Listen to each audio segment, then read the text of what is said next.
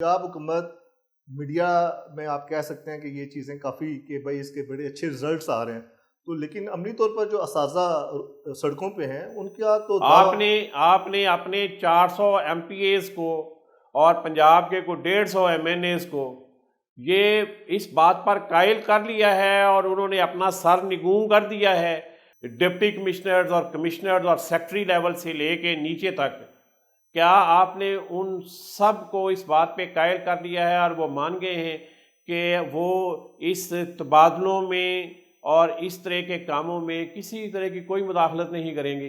ये तो मेरा ख्याल है अगर आप आंखें बंद करके ख्वाब भी देखने की कोशिश करें तो ये ख्वाब नहीं ये देख ख्वाब सकते। में भी नहीं आएगा। अच्छा, दूसरा इन्होंने जो पंजाब जो पेंशन इस्लाहात की हैं, तो ये तो एक कॉन्ट्रैक्ट जब आपने एक मुलाजिम जिसने बंदे ने मुलाजमत शुरू की उसके साथ जो कॉन्ट्रैक्ट हुआ, तो ये तो बिल्कुल ही उसके साथ कॉन्ट्रैक्ट चेंज कर दिया। ये तो इस्लाहात बेसिकली डाका नहीं है क्या उनकी पेंशन के ऊपर?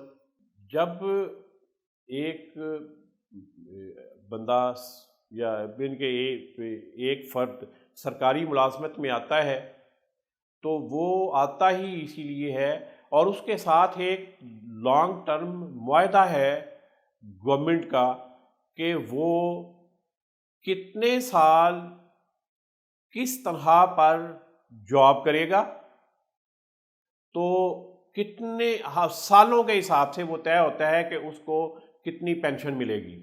वो एक बंदा पूरा प्लान करता है कि मैंने 25 साल 30 साल 35 साल की मुलाजमत करके रिटायर होना है,